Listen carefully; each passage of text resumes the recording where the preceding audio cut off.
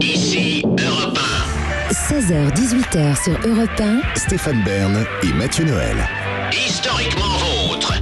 Tous les jours des 16h historiquement vôtres, je vous raconte l'histoire sans se la raconter. Elle nous raconte des histoires en haussant parfois la voix. C'est Clémentine Portier-Kaltenbach. Aujourd'hui, Clémentine, elle ne pouvait pas faire comme vous. Eh oui, la comtesse de Ségur et son larynx était aux abonnés absents. Et oui, Stéphane, vous nous avez déjà brossé le portrait dans cette émission de la comtesse de Ségur, mais peut-être n'aviez-vous pas précisé ce douloureux épisode de son existence, celui pendant lequel elle n'a plus parlé. Vous imaginez ce cauchemar, hein? Je pense qu'il y a bien des maris qui seraient ravis que ça Oh non. Bon, enfin bref, et vous aussi d'ailleurs, allez, je vais pas vous laisser l'occasion de persifler. Donc juste en quelques mots, on sait que la comtesse de Ségur a fait un mariage extrêmement décevant avec un homme qui la trompait effrontément, et notamment avec de très jolies femmes comme Olympe Pellissier, qui était l'un des modèles du peintre Horace Vernet. Alors, c'est difficile d'être en concurrence avec un joli modèle de peintre, et surtout lorsqu'on est enceinte constamment. Elle passait sa vie à être enceinte, la comtesse de Ségur, hein. Il lui a fait quand même 8 enfants, son mari. Donc il passait de folles nuits à Paris, et entre deux nuits blanches, il allait quand même assurer sa dynastie, si l'on peut dire.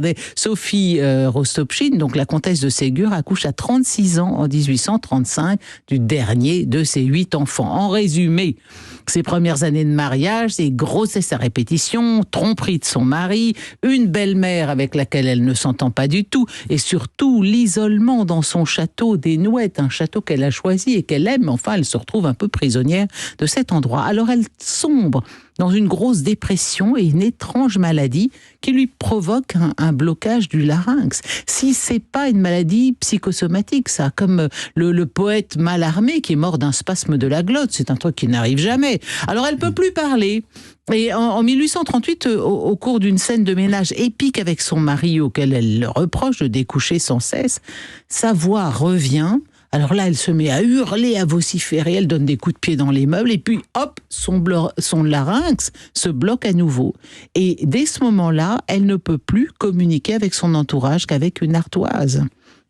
Alors aujourd'hui, je pense quand même qu'un psy nous dirait qu'à force de tout retenir, de ne rien exprimer de sa détresse, elle a fini par somatiser, à ne plus pouvoir rien dire. Alors elle passe ses journées languissantes, allongée sur une chaise longue, et ses nuits à chercher le sommeil. Elle souffre en outre d'épouvantables migraines, de douleurs vertébrales. Quand elle n'est pas purement et simplement paralysée des membres supérieurs, on ne parvient pas à la soulager. Son fils aîné Gaston écrit « De longues, de dures et très dures souffrances qu'un absurde médecin ne sut qu'aggraver l'obligèrent à rester étendu sur un lit de douleur pendant plus de 13 ans quand même. Tout le monde au château des Nouettes vit au ralenti et doit observer le plus grand silence pour ne pas déranger la malheureuse malade. Cette fois, voici ce qu'écrit Olga, la plus jeune. Les jours de migraine de notre chère maman, les Nouettes devenaient une succursale de la trappe pour le silence. Notre bien-aimé malade ne pouvant supporter le bruit. On allait et venait dans le corridor sur la pointe des pieds. La parole devenait un souffle et se faisait rare lorsqu'on entrait chez notre bonne mère pour savoir de ses nouvelles. Quelle peine alors de la voir livide, les yeux éteints, le front couvert d'une sueur froide, le visage décomposé par la souffrance. Elle pouvait à peine articuler une parole malgré son courage. Drôle d'année passée par la comtesse de Ségur à son château des Nouettes recluse, avec son ardoise et son stylo qui ne la quitte jamais, parce que ce qui est très étrange dans sa maladie, c'est que sa voix fait des allers-retours en fait, et évidemment c'est très indexé sur son moral. Par exemple, quand son fils chéri Gaston revient des vacances, sa voix revient, et qu'il reparte pour Rome, eh ben hop, la voix disparaît et elle se mure à nouveau dans le silence. La nuit, il lui arrive des cris rageusement sur son ardoise, ça doit faire des petits bruits sur l'ardoise. Elle écrit rageusement le nom de son mari qu'elle ne parvient pas à dire. Ça doit être extrêmement frustrant. Elle enrage, mais elle enrage par écrit. Et parfois, elle écrit aussi son nom sur l'ardoise, mais son nom en russe, son nom de jeune fille, non pas son nom d'épouse bafouée, Sofia Feodorovna Rostopchine.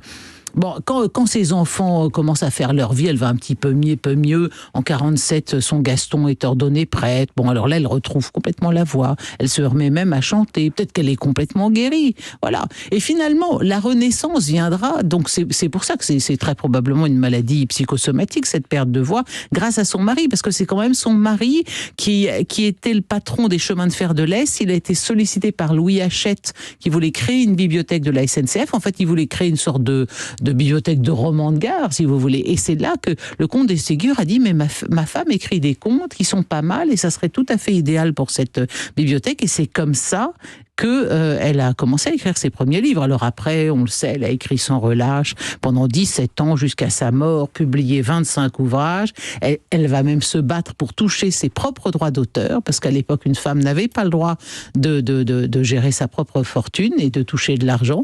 Donc elle va obtenir ça de haute lutte. Et voilà comment la comtesse de Ségur a trouvé sa voix, mais sa voix VOIE. Voilà une femme qui passa des années à Faune, mais dont on a pu dire que dans ses livres, elle parlait enfant comme on parle le français. C'est beau cette phrase sur Madame de Ségur. Merci beaucoup Clémentine. Merci. Eux, ils ne sont ni aphones ni cocus. Ils vont s'affronter dans Burn to be Alive, notre quiz, dans un instant. 16h-18h sur Europe 1. Historiquement vôtre.